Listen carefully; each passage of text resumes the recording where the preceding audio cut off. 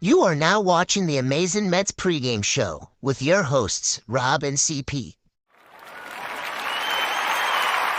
Let's go Mets! Let's go Mets! Let's go Mets! Let's go Mets! What's up, Mets fans? Welcome back to the Amazing Mets pregame show on both channels, on both X accounts, and we are ready for some NLCS baseball, and it starts in Los Angeles as the Mets face Game 1 against the Dodgers, and we can't wait for some baseball. Hopefully, everybody enjoyed their 3 days off, stress-free and comfortable, putting your feet up, because now that stress is all going to come back in about an hour and a half or so until game time. Chris, how are your 3 days stress-free life has been so far? Yeah, I mean, it's been a little bit of an adjustment in terms of the actual off day talk compared to doing the post games and the pre games. And, guess what? We're back and better than ever here on the Amazing Mets post game show. Ready for game 1. We'll talk about the pitching matchup. We'll talk about the X's and O's. We do have some NLCS roster decisions on both sides. It's going to be a great one, Rob. I'm really expecting a close series. I'm expecting a tight series. And again, we got you all with all the coverage for this entire series. So again, if you're new here, make sure you subscribe. Make sure you're hitting that thumbs up button on both channels, on both streams. It's being streamed to both myself and Rob's channel. We definitely appreciate you all. Let's get into it. Absolutely. And the hashtag for this series is, of course, Beat LA, but it's also Change the Narrative. Change the narrative. That's right. Absolutely. So hashtag Beat LA and Change the Narrative is what our pre-games and post-games are going to be all about in this NLCS. But listen, there's a ton of work to do, right? It's been a great ride from the wild card and the NLDS, but as the players talked about in their pregame interview today, and what they've talked about after winning each of the last 2 series, they've talked about the job is not done. The goal is to win a World Series, and that's what their goal is. So house money, throw it out the window. All the stuff that you wanted to talk about with all types of, house money, they shouldn't have been here, blah, blah, blah. It doesn't matter anymore, right? Now you are here. You made it here. You earned it here just as much as the Dodgers earned it here in this postseason. Now you just got to do the job. And look, there's no excuses anymore, right, Chris? There is no more excuses right now. All you got to do is go out there and do the job. And that's basically it. And so I agree with you 100% because as I mentioned back in the wild card series, and I said if the Mets made it past the Brewers, I would, be pleasantly surprised in terms of saying that this Mets team is playing with house money. Now, I still think there's a varying degree of truth to that, obviously, right? In terms we know that I think if the season were to have ended, in the NLCS, a lot of Mets fans, if not every single Mets fan, would have been pleasantly surprised with the way that we were coming into the season and the conversations that we were having to begin the season. But there's a huge but here. But the flip side is that we are already here. We are already here.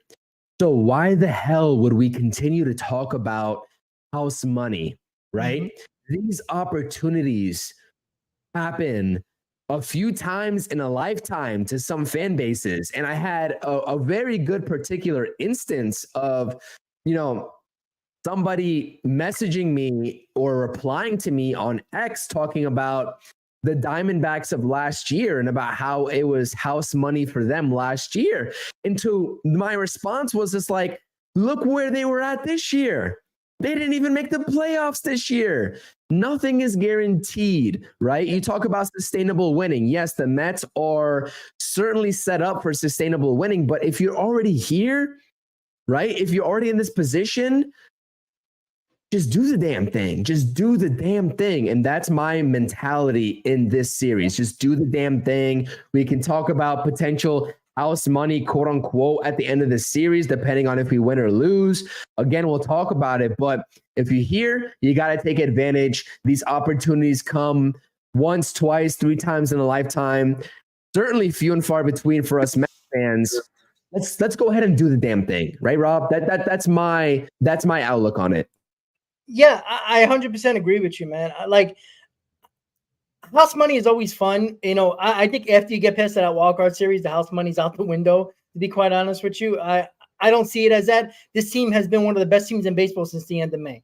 Like, that's not a fluke. That's not a coincidence. If this team went on a 2-month run or even a month run like Diamondbacks did last year and the Phillies did the year before that, then you could talk about house money. But when you play about 100, maybe a little over 100 games as one of the best teams in baseball, it's kind of deserving at this point that they should be here. They are one of the better teams in the postseason. If you really look at, if you want to go just by record over the last 100 games, they are one of the best. And the other team is now out of the playoffs because the Dodgers just beat them. And before we get into the game today, I want to talk about our opponents a little bit. There was a ton of people that we did a show, Mets Talk Live. We did our solo shows. A lot of people in our chats wanted the Dodgers over the Padres. And I went to a lot of people, even people at my coworkers wanted the Dodgers. That's all they were talking about. I always say, be careful what you wish for, but it's your opinion. That's okay. I'm not going to fault you for that. But the same team you want just beat the team you did not want in pretty good fashion. 24 scoreless innings by the Dodgers starters and bullpen against the San Diego Padres. 24 innings. And that was an offense that was killing it so far in the postseason. And the Dodgers shut them down for 24 straight innings. So you got what you wanted. And not saying that the players want either team because they just go out there and do your job.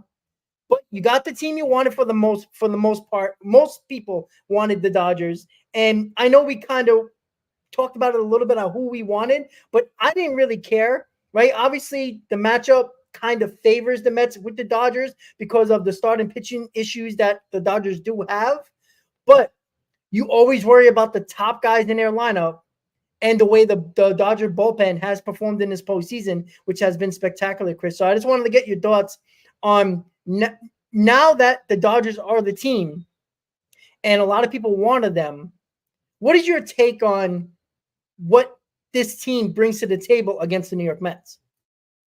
Yeah, I mean, again, I was live last night for a little bit of NLCS preview. I was talking about the projections of, each team from every standpoint, right? The lineup, the starting pitching rotation, and how both of these teams were lining up, and also the bullpen. So if you guys missed that, make sure you go check that out on my channel before the game starts. But again, like we talked about the lefty dominant lineup that Dave Roberts throws out there for the Dodgers, right? That wouldn't have been so present if the Mets were playing the Padres, right? And that's the most alarming thing to me. And we can talk about the news clip that Jeff McNeil is officially on the NLCS roster. And guess what? Luis Angel Acuna survived. He's still on the roster. And Danny Young also survived. He's on the roster. So the odd man out that's not on the NLCS roster is Adam Ottavino.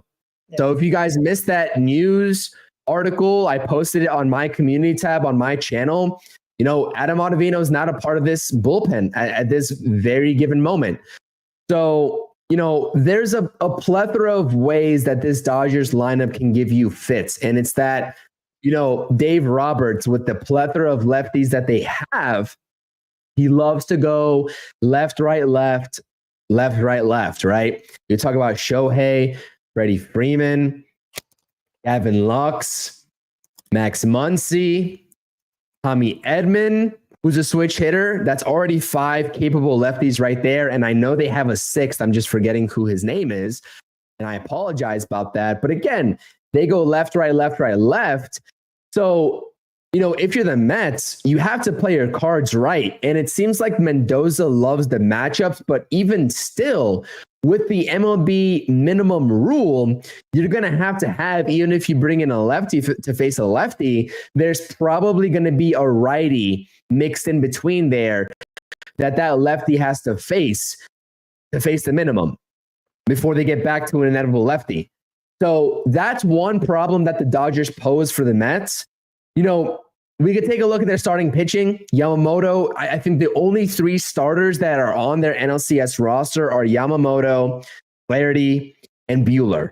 The rest are bullpen arms. And they're going to have probably, if this series takes shape and form the way that I think it will, into 6 or 7 games, no matter who comes out on top, they're going to have to throw probably 2 bullpen games in this best of 7 set. That is my personal opinion on that matter. So I would hope that the Mets are able to utilize that to their advantage, but I don't think that we can afford, even despite what the Mets offense did to the Phillies bullpen, we can afford to overlook the Dodgers bullpen. I know that they don't have Alex Vezia. He's not on the NLCS roster. That's some pretty major news from their bullpen. And, in game 5 of that NLDS for them, he felt some cramping in his side and they did an MRI and he has a strained, I forgot what exactly the body part was, but again, he's not on the NLCS roster. But again, that bullpen is very battle tested. They really are. And they were helping Yoshinobu Yamamoto post 24 scoreless innings against the San Diego Padres. So again, this is going to be a very tough task for the New York Mets offense. And I'm not naive to that fact. But I really do think that the Mets are in a very good position in the first 2 games specifically, if they are able to get to Jack Flaherty and Walker Buehler. And if they're able to make Dave Roberts and force Dave Roberts' hand in terms of throwing his bullpen arms earlier than he would like to, I think that if you stretch that bullpen out for the Dodgers in the first couple of games, should this game go beyond 5 games, you're sitting in a pretty good spot if you're the New York Mets. And that's firmly what I believe, because as it played out for the Mets against the Phillies, the more times you see a reliever, presumably the better you do, right? So I would like to see that also remain consistent in this NLCS. Yeah, you're absolutely. Because look at the first 2 series against the Mets, right? Against the Brewers and the Phillies with the Mets, right? What did they do? They got to both teams, the Brewers bullpen, and they got to the Phillies bullpen as well. And there's a circle of trust when you get to the playoffs, right? You don't use the Alavinos of the world, the Danny Youngs of the world. You might, if there's a blowout, to save your bullpen, but more often than not, you're not going to get that in postseason games. It's rare that happens because, 1 inning can, you've seen how these postseasons were, swings happen in a game rather quickly. So you're going to see the same guys, like Chris said, you're going to see them over and over again. And that has been beneficial for the Mets.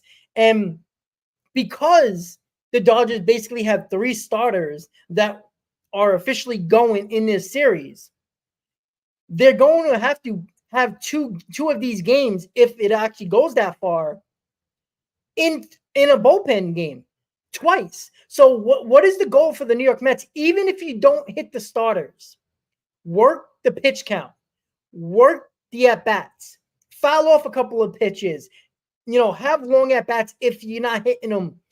Get to that bullpen as soon as possible. Because there's a guy like Walker Buehler who can be, you see he's coming off a major injury. They're not going to extend him as much, right? Dave Roberts is very quick with the starters in the postseason. He did it in the last game against the Padres. They just barely won that game, but their pitching shut him down. But Dave Roberts is very quick to take out the starter, regardless of what he's doing on the mound. Specifically, even when he's doing well, he's quick to take him out. And that might benefit the Mets as well. But the Mets have to look. I'm not saying don't jump on the first pitch if you feel like, you're going to get a fastball. I'm on board with that. But if you're not hitting them and you're having problems, at least try to work the count, follow up some pitches, get into the bullpen. Because the more bullpen they use in the first 2, possibly 3 games, it's going to be that much harder. Game 4, definitely. And if necessary, is a 4, game 5 and 6. That is also going to be a concern if you get to their bullpen, because you're going to see the same guys, right? Chris just said it. What is it? Maybe 4 guys guaranteed that he trusts in that bullpen at Dave Roberts, maybe 5. And those are going to be the same guys they're going to be used. And I just want to bring up a super chat from Henrik right now. I fear the Mets will go cold on offense, but it seems after listening to the press conference that they are continuing to put the work in and really want to make history.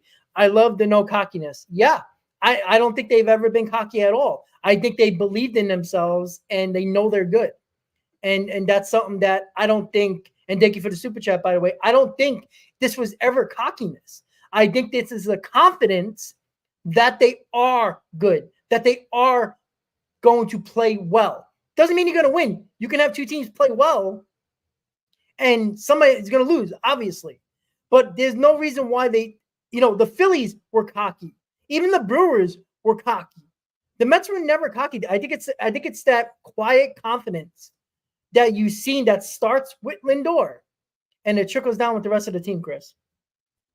I'm not even sure it boils down to like cocky or not at this point, because I feel like there is a fine line or maybe even a gray line between cocky and confident when it comes to these playoffs, right? I want to see these guys perform with confidence, right? I don't think the Mets are going into any series at this point basically expecting to blow the other team out of the water, right? And I think that served them very well. They've been basically the underdog team for these entire playoffs so far, going into Milwaukee and then going into Philadelphia. That I think it's, that trend continues going into Los Angeles. Let's be real here.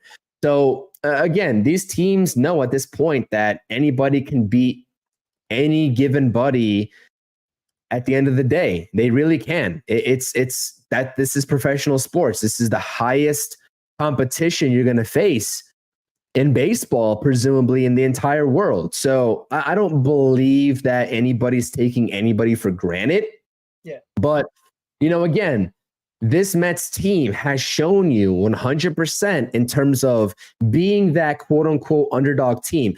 And I had a lot of people, I actually had a post under the Fox Sports page in terms of correcting them of the New York Mets payroll. And a lot of people didn't take kindly to that, especially fans of smaller markets. They were like, how dare you try to diminish what the Mets are doing right now? The Mets are bad for baseball, all this good stuff, all this fun stuff. I'm like, listen, I don't really care exactly how the rest of baseball views the New York Mets and Steve Cohen in terms of how he utilizes this money from the rollover salary to the active payroll, et cetera. It doesn't matter. The Mets are here. And quite frankly, I'm not going to lie to you. I'm going to be very straightforward. They should not have been here, right? I don't think that many fans saw the Mets being here. And now that we are here, I would love for this trend to continue. And I would love for this run to continue. And I think that the Mets have every marker, of a great team, have this trend continue. Now, again, we should probably talk about tonight's game in terms of Kodai Senga versus Jack Flaherty, because I think a lot of fans going into this game, I think even our stream, Rob, in terms of myself and you in the stream that we did 2 nights ago, we're kind of in disagreement on whether we were going to see Sean Manaea or Kodai Senga. And obviously we have Kodai Senga for game 1. And, obviously the MLB format is 2-3-2 and not 2-2-1-1-1. And that also matters a great deal in terms of home field versus away. So I'm curious in terms of getting your side of the perspective of now knowing that Kodai Senga is going in for game 1, because you know how I feel. You know damn well how I feel. I knew it was going to be Kodai Senga. I was confident, and I did not think that the Mets were going to go off of Kodai Senga, right? No matter what happened. I think that this is going to be a Kodai Senga start no matter what. So I'm curious what your feelings are right now going into game one, knowing that Kodai Senga has the ball. Well, I mean, I wasn't excited about it. I mean, I didn't really have any type of like negative or positive emotion. I said, oh, okay. Like I had that deep down. I always had that feeling that it was going to be Senga, but because Manaea pitched so well in his last time out, I just thought it was just the right move in a hostile territory. Like I really do think that everything has to go right in this game for Kodai Senga when it comes to number one, health, number two, pitch count, and how many innings he's going to go. Because what if he gets rocked in the first inning? Like, I know we're only talking about the positive aspect of it, as you talked about on the show a couple of days ago. We only were bringing up the positive aspect of the Kodai Senga situation. Yeah, he might throw 60 pitches. Yeah, if he looked at 60 pitches and he's efficient with them, he can go 4 or 5 innings. But what if he gets rocked and throws 30 pitches in the first inning?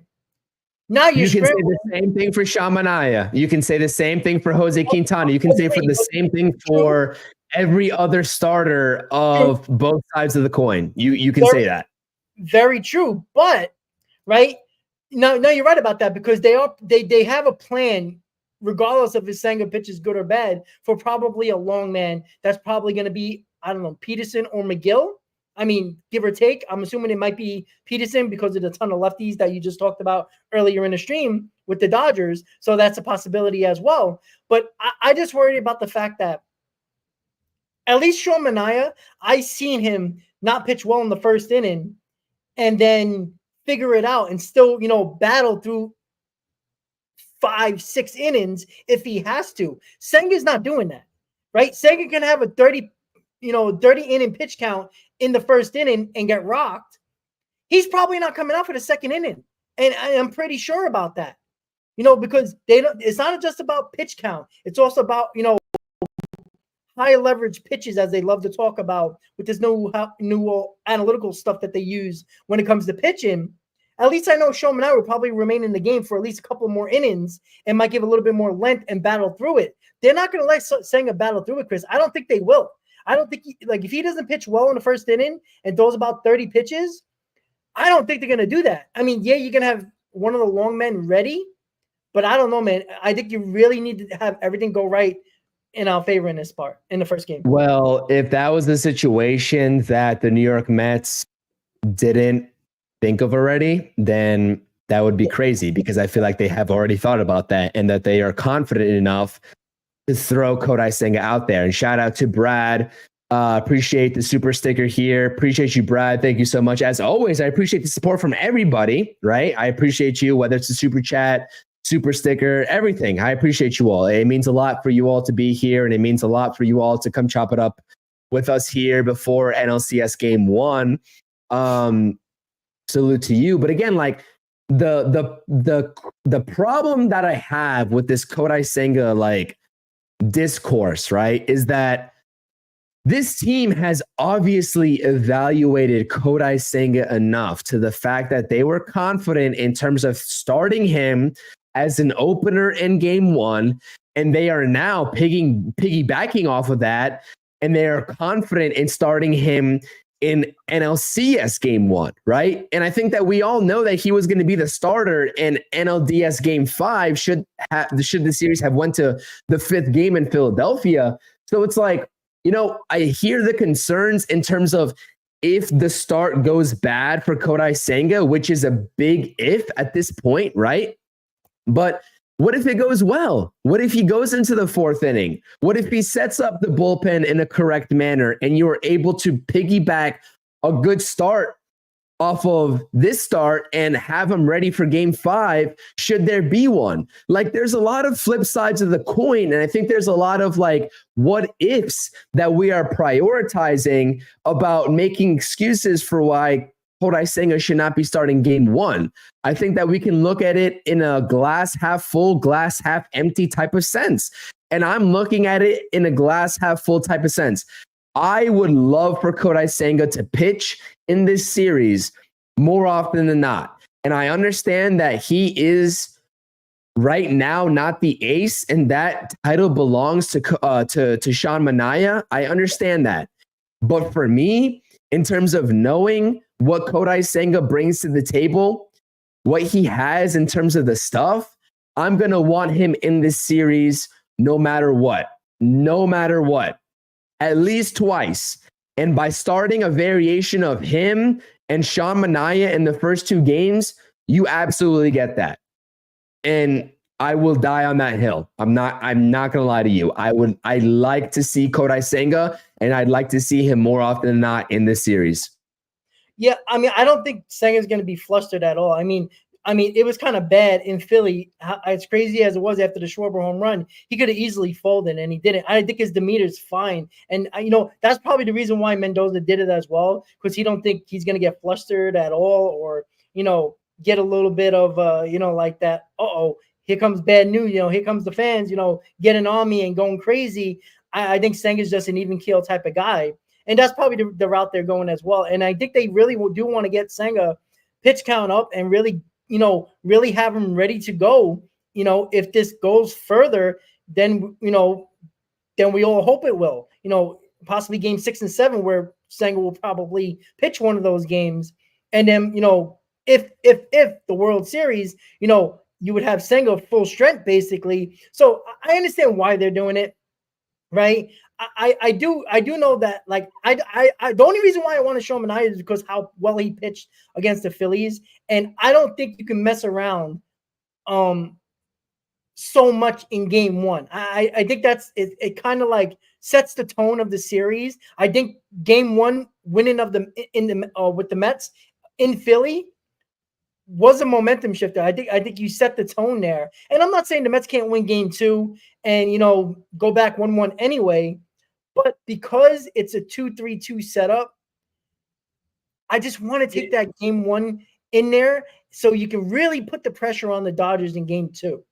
They still won game 1 of the NLDS with Kodai Senga, by the way. He only pitched 31 pitches, and he's projected to pitch more than that tonight. So, again, my question to you is what do you expect Kodai Senga? How many pitches do you expect him to pitch? And this is what my live chat poll is on my channel right now as we're streaming this, is that, do you think, obviously he's going to go above 30 pitches, right? I would expect him to get at least into the 40s. What is your projection into the Kodai Senga pitch count? Because I would probably be sitting around 55 to 60 pitches if the Mets were comfortable in pitching him in a game 1 of the NLCS. I'd probably think that they're comfortable with giving him 55 to 60 tonight. How many did he throw in game 1? What was it, like around 30? 31. Okay, 31. So you would think it would be somewhere between 50 and 60, right? I think that's probably a good number.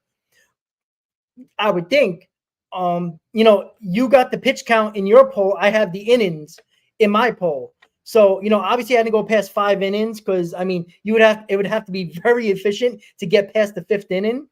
I don't know what the poll says at the moment, but I'm assuming a lot of people are going to go probably the 4th inning. If I'm not mistaken, if everybody's watching right now and looking at the poll on my channel, let me know. I'm assuming the 4th inning is probably where it's at. And honestly, I think that would be very efficient if you can get to the 4th inning. It would be spectacular if you can get to the 5th inning around that pitch count. Now, is it a hard cut number, or is it like, is it, if it's 60, no matter the situation, gone? Or is it like, all right, he's got 2 outs in the 5th inning, let him go through and see how many pitches he can do, and he might get to 70 because of that one batter. Like, if it's a hard pitch count, then it's like, all right, you're probably going to go most likely 4, because I don't know if they want to push it.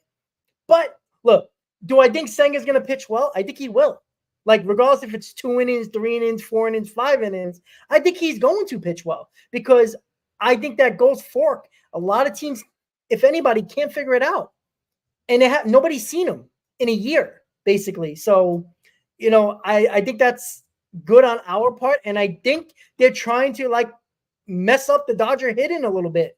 When he's throwing all that junk up there and then throwing that 97, up in the zone, you're going to have some problems there. And I think they're just trying to keep these Dodgers hitters off balance. And that's why they're using Senga more than anything. But again, if you can pull out game one with kind of quote unquote an opener with Senga that probably is not going to go more than 4 innings. It would be great if he does, but say if he does go 4 innings, it's technically not an opener, but it kind of is still. If you can try to pull out game one with Senga on the mound, not going deep into a game, man, you're really, really in good shape for game two.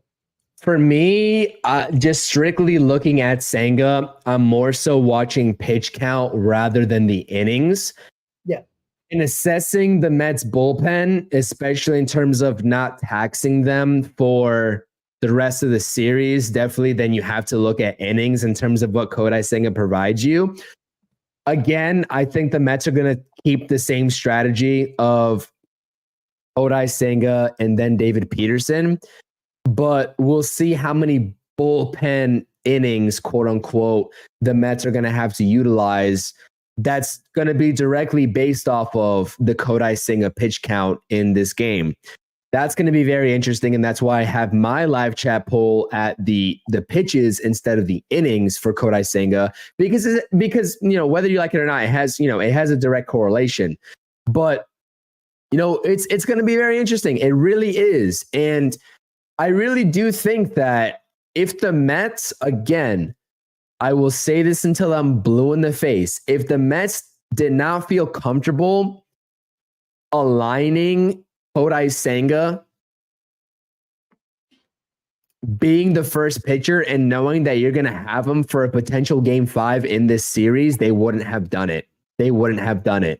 Right? The fact that they have been comfortable 2 times around in allowing him to go in that first game and presumably letting him go game 5 in Philadelphia should there have been one, and also aligning him up for game 5 in this series should there be one, that should speak volumes to everybody, and it speaks volumes to me, right?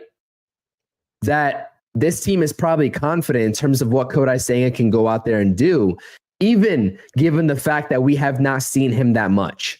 Now, again, he has to go out there and prove it to us. And guess what? If Kodai Senga goes out there and he goes and he falters today and he flounders today, guess what? I know that there's going to be a large portion of this fan base that are automatically going to be like, see, I told you so. Kodai Senga shouldn't have been out there. But again, we have to assess this decision, especially from the mindset of Carlos Mendoza, who's presumably making this decision in the first place, right? Of how do they assess Kodai Senga going into the series? And obviously, if they didn't assess him as being ready enough, as some fans are making it out to be, or they don't assess him as being valuable enough because he's only able to pitch 3 or 4 innings, then guess what? They wouldn't be throwing him game 1. So we always talk about, trusting the coaching staff, trusting Carlos Mendoza in terms of his bullpen decisions. I think this is the time to trust Carlos Mendoza in terms of how he aligns the rotation as well. That's how I'm viewing it. Yeah. Look, if he gets rocked, I'm not going to be on here like, oh, you shouldn't have pitched him game 1, because anybody could have got rocked in game 1. Like, I'm not going to be that person come on after and be like, oh, Senga should have started game 1 and see what happened. No, it's going to be very curious if he doesn't pitch well very early on, what they will do. Will they bring him out for the next inning? Depending on, because I think it's more, it's definitely about pitch count, but I also think like I said earlier, the high leverage pitches as well. If it's a high leverage inning and he worked hard, say if it's the first inning and he works hard, but it's 29 pitches, right? What do? Right? Say, even if he doesn't give up runs, but he had a couple of men on, got into a little bit of trouble, will they bring him out for the second? Now, I probably think they will, because I don't think they're just going to throw him 1 inning unless it's really bad. And you just throw him out there and trust your man and trust your guy. You put him out there, let him at least go 2 at the very least if things aren't working out. But yeah, I'm trusting the coaching staff. Like I said, I didn't have a reaction, right? I wanted to go Mania in game 1, but it wasn't a positive or negative reaction when I heard the news. So look, I'm going to turn it on at 8:15. And I'm going to be rooting for Senga, obviously, like we all are. So, it's not like I'm going to feel, I'm going to go hide in the corner and bitch and moan that Manaea is not pitching game 1. I'm ready to go, right? I want him to strike out the side in the first inning. Let's go. Like, let's kick some ass. Let's beat the freaking Dodgers. That's where I'm going at. But to finish up the Kodai Senga talk, who is going to piggyback off of Senga? Is it going to be Peterson or is it going to be Tyler McGill? Because Tyler McGill has good numbers against the Dodgers, and Peterson is that lefty that the Dodgers have a lot of lefties in the lineup. So where would you go? I think it's going to be a situational understanding from Carlos Mendoza. I think if the game is still relatively close, I think you have to go with David Peterson. And I think if the game is not close and if Kodai Senga completely blows up, then you have to think about using a guy like Tyler McGill. Being the fact that I think this series, between these two teams, no matter who comes out on top, whether it be the Mets or the Dodgers, is going to go 6 or 7. I think that you probably agree with that statement. Yeah. Is going to be close. And we talked about a Philly series in the NLDS between the Mets and the Phillies that neither team could really gain separation from each other in the first 5 or 6 innings of the game. If that holds true for game 1, in Los Angeles tonight, I can see a world where David Peterson again comes out of the pen, just like NLDS game 1 to relieve Kodai Senga. Mm-hmm. Now, I'm hoping it comes later in the game because again, Kodai Senga, it's about the pitch count. This is where the pitch count is relative and is relevant to the situation over just the quote unquote innings pitched. The overall pitches thrown matters. They had a predetermined pitch count from 30 to 35 for him ahead of game 1 of the NLDS. He hit 30 to 35 and he hit 31, right? Now, how comfortable are they in terms of extending him? Are they comfortable enough to give him 50?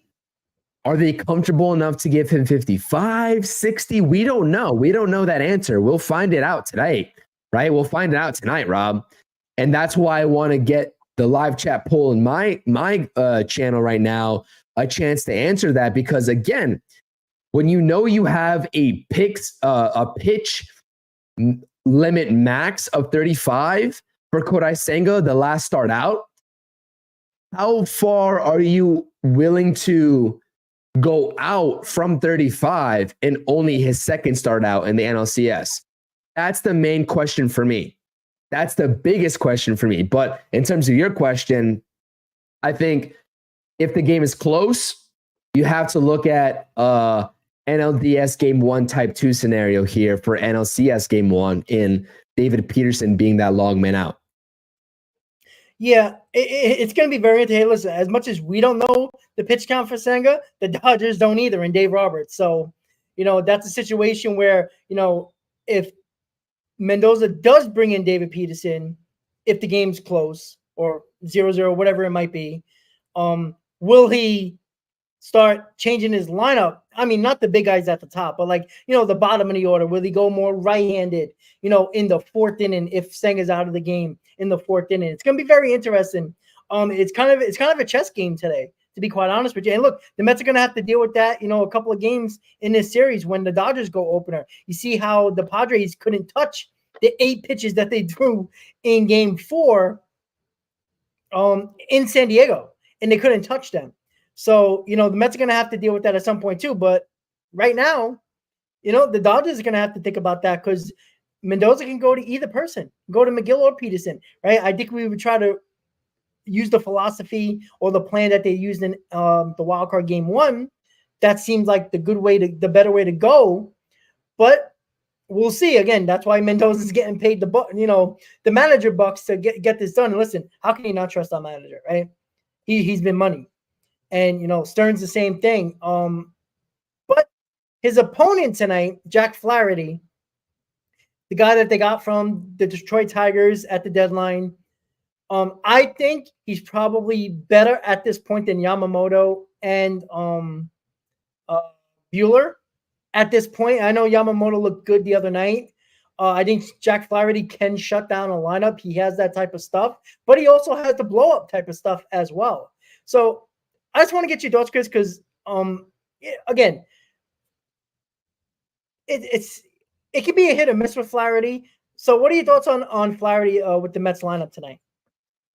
I think that the general Mets lineup should try to make it a point of getting these starting pitchers out as early as possible, because you know what? They're going to be seeing this bullpen more often than not. So, they have 3 starting pitchers. They're going to have Flaherty, probably Buehler, and then Yamamoto. I think they're giving Yamamoto an extra day rest. So they're going to, I think I saw that note. So they're giving Yamamoto game 4 instead of game 3. But again, you are going to see more often than not these bullpen pitchers more often than you're going to see the starting pitchers, presumably, right? Yeah. Take them out of the game early. Do not allow them to establish a rhythm. Do not allow them to go into the 6th or the 7th inning and beyond.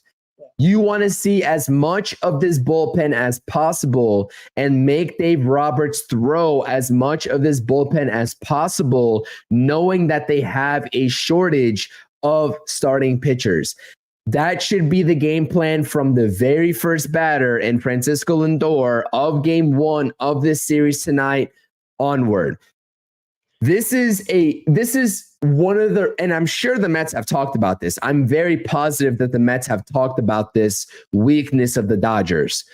You need to expose that weakness, right? They only have 3 starting pitchers presumably going for them, right? Last time I checked, that was the case. Unless I'm wrong about who they included on their NLCS roster, it's probably going to be the 3 starters, and then the bullpen guys with a bullpen game in between, maybe even 2 if the series goes the distance. You want to obviously avoid guys like Reinen and Kopech in the tail end of the bullpen, but get these starters out early. You talk about the first time around for Jack Flaherty, really not all that successful against the Padres. Same thing for Walker Buehler. Same thing for Yoshinobu Yamamoto before game 5 of that NLDS, where he went 5+ innings pitched and just absolutely mowed them down.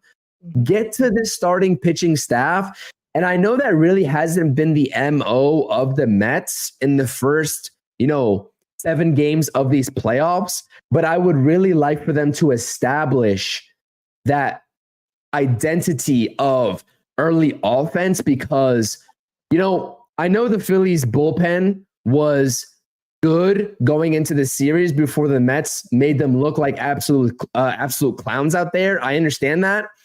But I look at this Dodgers bullpen and I see a different kind to them. I see a different aura to them. And I just see a Dodgers pitching staff collectively that just held the San Diego Padres to 24 scoreless innings, to where, some of that late game magic that the Mets have possessed for the first 7 games might not be the case for this series. Yeah. Score runs early and often, and I think you'll be in a good spot if you're the New York Mets. That's an excellent point, right? Because, we took care of the Brewers bullpen, the Phillies bullpen. Yeah, I mean, this is the best bullpen we're facing so far. And that's a fact. So, you want to stick to that philosophy of getting the starters out early to get to the bullpen, because that's been the Mets' MO this postseason. But they haven't faced the bullpen like this. Now, that doesn't mean they can't do it again, but why take that chance if you don't have to, right? I'd rather be going into the game where they're struggling to, come back against us, right? And we're leading. So I think it got to be the best of both worlds here. I think they got to work the counts, get the starters, get some runs on the board early, try to get the starters out of the game. So they have to use their high leverage guys, even though they're going to anyway. But it's even worse when you're ahead in the game and your opponent is using their high leverage guys so they can keep the score to what it is, so they can try to come back. That's even worse. And that's what they need to do against the Dodgers here. I think they need to use their high leverage guys while they're trailing. And I think that's the best of both worlds for the Mets to get that starter out early. Right? You get the starter in his head saying, oh man, they look good against me. And then the bullpen, what if the Mets do damage to the bullpen in the first game? Right? That's setting up a trend as the Dodgers like, oh, here we go again. The Mets, the comeback guys, or the guys that are hitting the bullpens again. And that's going to get into their heads because we all know we're the underdog in this series. But I don't think it matters to the players on the field. But it starts to trickle in your head a little bit when you start to think about it. And if it's continuing the way this postseason has gone, the other teams, the Dodgers are going to start thinking about that. But I think you're 100% right, Chris. I think you have to get to the starter. Try to get him out as early as possible. And usually when you get him out early as possible, you probably put a few runs up on the board and the pitch count is up, right? That's usually the case. But then again, Dave Roberts is an idiot manager when it comes to the postseason. He will take out his guy early when he's pitching well, and that might benefit the Mets as well, because I think the Mets have the manager, the better manager in this postseason. And that's not saying that Mendoza can't make mistakes, but Roberts has had years of stupid decisions in the postseason that cost his team. And why would it change now, in my opinion? I agree with you that I think that going into this series, and it's as shocking as it is to say that I would definitely entrust in Carlos Mendoza over a guy like Dave Roberts. I think that Dave Roberts also just has the advantage in terms of having the plethora of resources in his bullpen that he has to manage, right? I think that could also just be an advantage for the Dodgers in terms of the plethora of resources that they have. Now, again, non-biasedly, if you were to ask me, who has the bullpen advantage in this series, it'd probably be the Dodgers. But you look at the Dodgers having 3 starters. They have 3 starters. 3 starters. The Mets are carrying 6 potential starters on their roster. That is a glaring difference between these two teams. And I hope the Mets are able to take advantage of that. Really, I really do. And again, you can run into a situation if you are successful against an opposing team's bullpen in the first 2 games, just like the Mets were able to be against the Phillies bullpen in Philadelphia, where you see Hoffman a couple of times, Strahm a couple of times, maybe even like a guy like Estevez a couple of times. Maybe that plays well into seeing them at Citi Field. Because, listen, quite simply enough, and I know we haven't talked about it yet, with Jeff McNeil being back officially on the roster and Adam Ottavino not being on the roster anymore, and David, or Danny Young, keeping his spot. In a 7-game set, a best of 7 series, crazy, unpredictable things can happen. Situations can happen where you don't know. Maybe the manager is going to go to the depths of the bullpen, that last guy for certain situations. So again, taking advantage of a non-lengthy Dodgers starting rotation and them having to utilize the bullpen more often than not, I think that the Mets should, that's the better word, should take advantage of that scenario. They have to. That's everything to me, is that they have to see the bullpen more often than not to get acclimated to them, because I think they can get to the starting pitching. I don't think, and again, the starting pitchers, I'm not going to lie to you, with the way that I've been talking about them, it would make everybody seem, it would give the impression off as if they were scrubs. I don't think Jack Flaherty is a scrub. I don't think that Yoshinobu Yamamoto is a scrub. I don't think that Walker Buehler is a scrub. I don't. I think that they are talented pitchers that have ran into a season that has given them a very hard time.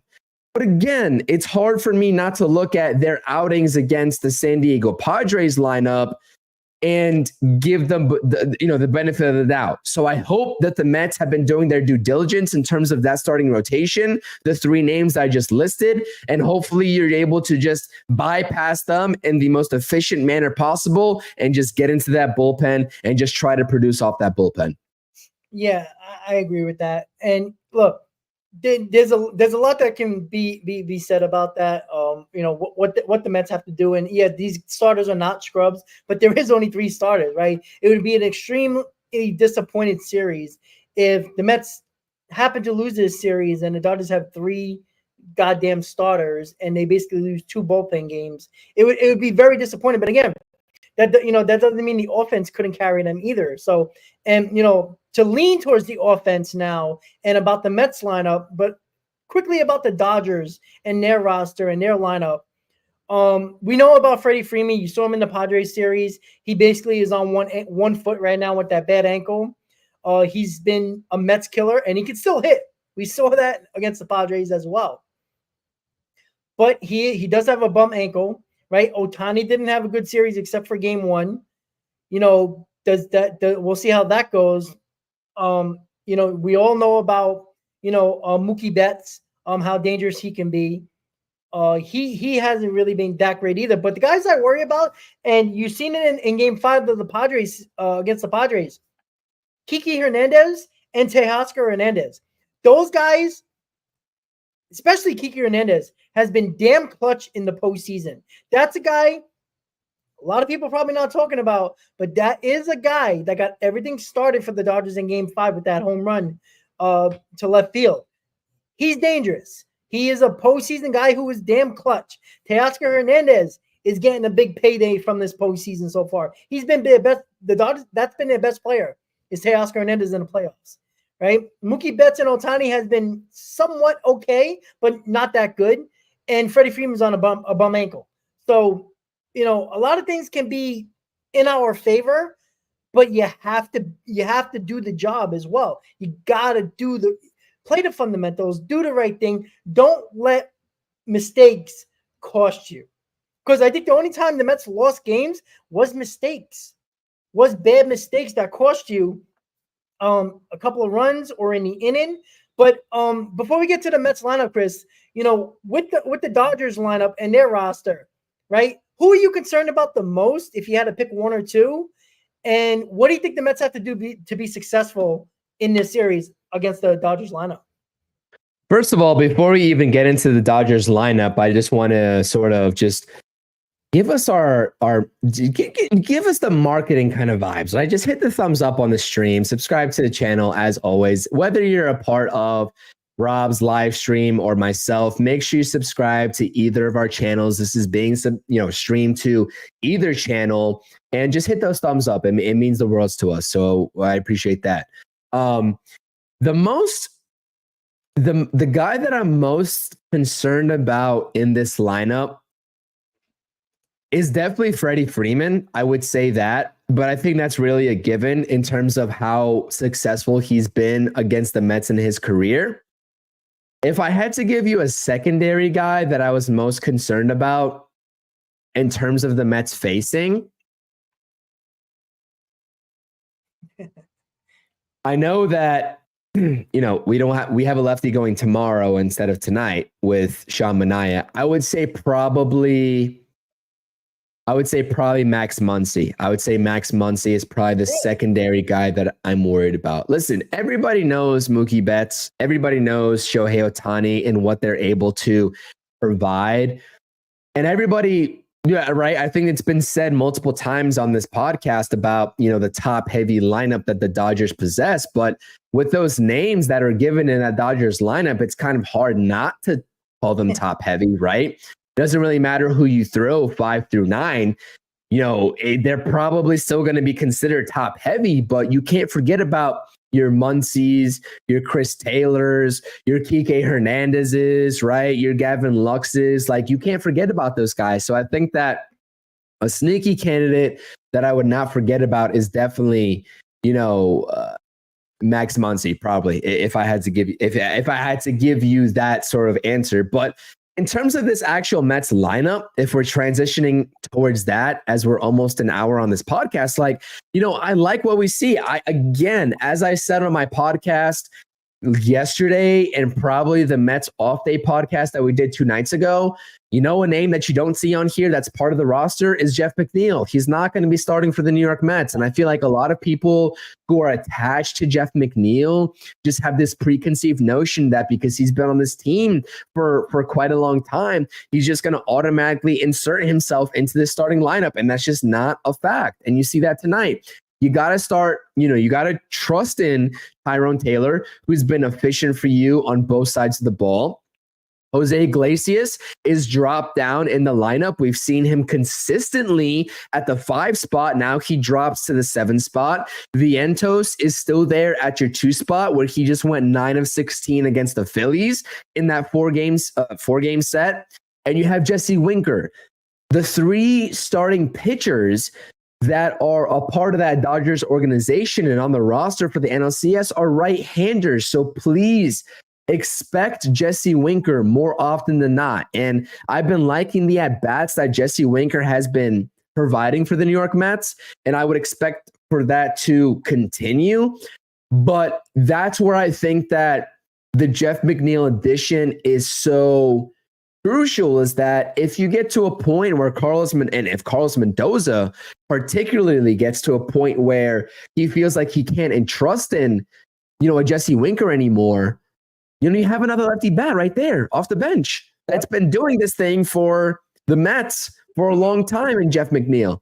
So again, I don't think that the Mets drop off in any certain circumstance with one guy or the other in terms of the DH category, whether it's JD Martinez, whether it's Jeff McNeil, and I don't think Jeff McNeil is going to DH, but you know what I'm saying, or whether it's Jesse Winker, I don't think that there's much drop off, and I entrust in those guys.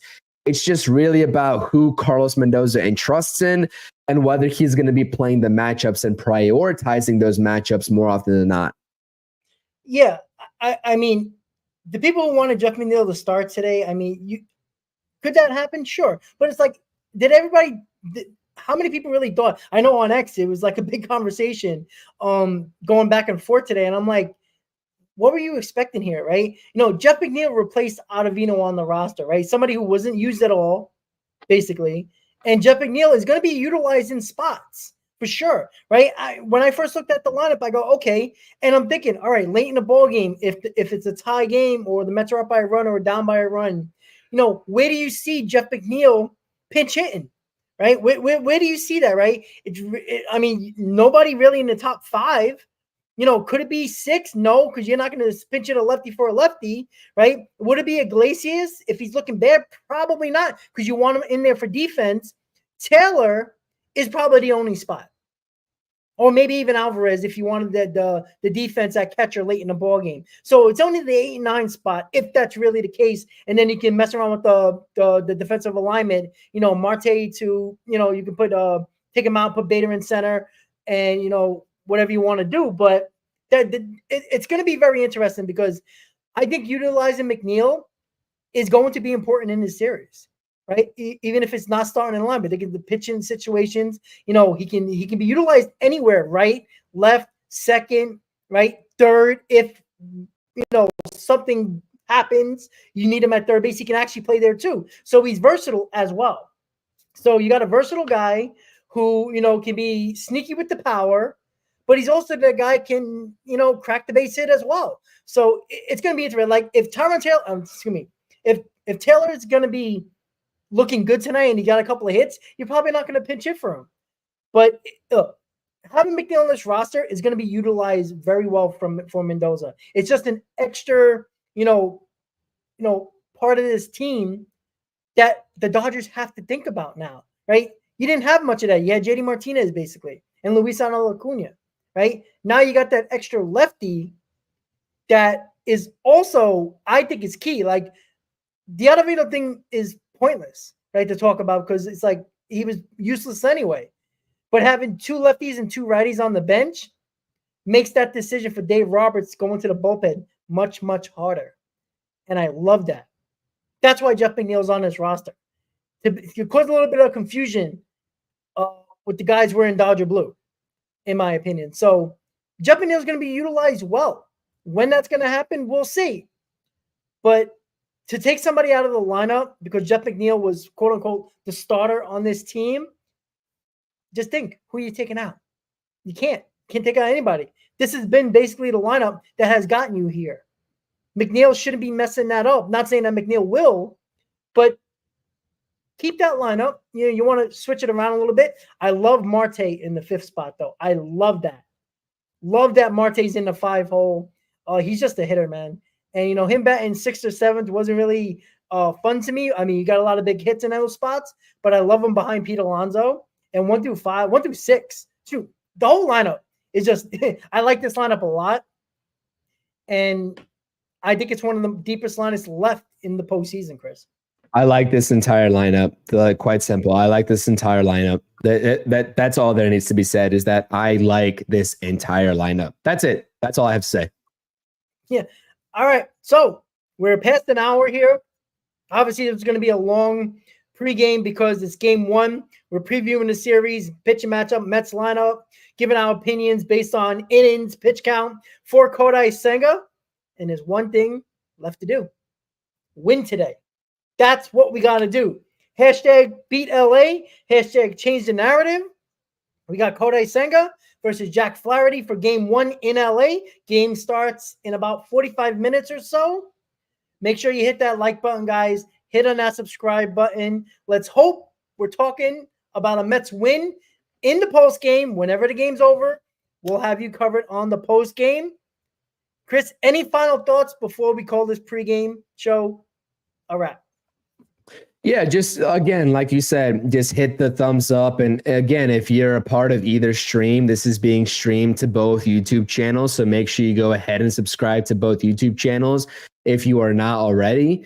This is something where, again, this is a great time to be a New York sports fan. It's a great time to be a Mets fan. New York sports in general, you got Knicks preseason, you got Liberty. I believe the Liberty won today. Giants are playing here soon. Even the Yankees. I know nobody gives a damn about the Yankees on this channel. I understand that, and I don't either. But, they're in the ALCS. The Jets are playing tomorrow against the Buffalo Bills. Like, it's a great, weekend/Monday for New York sports. So hopefully you all are enjoying it. But it starts with Kodai Senga. 100%, it starts with Kodai Senga. I'm really looking forward to seeing how he does. And I will say that I've been a very big advocate for Kodai Senga in terms of starting game 1. I've been a very big advocate for him and seeing him more often than not, which is why they're presumably starting him game 1. And I would like to say, even if he goes out there and doesn't do as well as we all thought he would, it still was the right decision, no matter what. And I'm going to back that up on here now, and I'm going to back that up on here on the post game, regardless of what happens. But again, we got the post game tonight on the channel, on both of our channels. We got you covered. Again, subscribe, hit the notifications button. Usually couple minutes to maybe 5 minutes after the game, we are live on this channel talking about what just transpired on the field, whether the Mets win or whether the Mets lose. So I appreciate it. Thank you all. I appreciate everybody in the live chat. Thank you for voting in the live chat poll, and thank you for just being here. Hopefully to see you all again on the post-game show, and let's go Mets. Let's get it. Again, hashtag change the narrative. The Mets have an opportunity to do that yet again. Nobody expected the underdog Mets to get here. They did it. Let's go out there and do it. Change that narrative. Let's go Mets. There you go, guys. Hashtag beat LA. Hashtag change the narrative. Thank you for watching the Amazing Mets pregame show, NLCS edition, right here on both of our channels. If you're on X, make sure you hop over to the channels and subscribe as well. Get ready for game 1, guys. Senga, Flaherty. Enjoy the game, guys. We'll see you on the post-game show. Let's go Mets, and let's go Kodai Senga. We'll see you tonight, guys. Let's go Mets. Let's go Mets.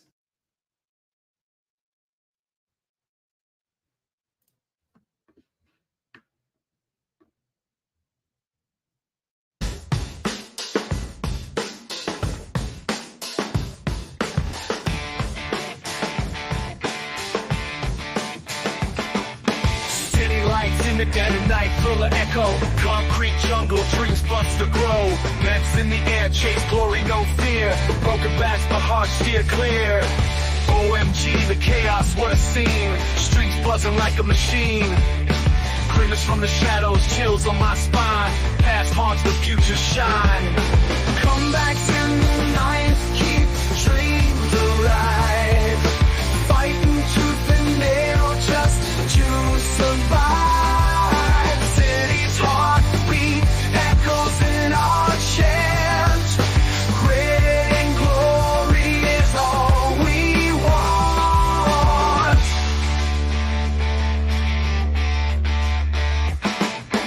Brooklyn to Queens, hear the roar. From laughter to blood in every scar. Living legends made on this ground. From silence we scream, make a sound. Rising high, falling low, repeat again. Cycles of the game, addicted to the pen.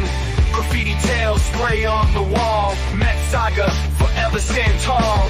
Rivals smear, but we push on through. Every heartbeat bleeds, orange and blue. Grimace fades, turn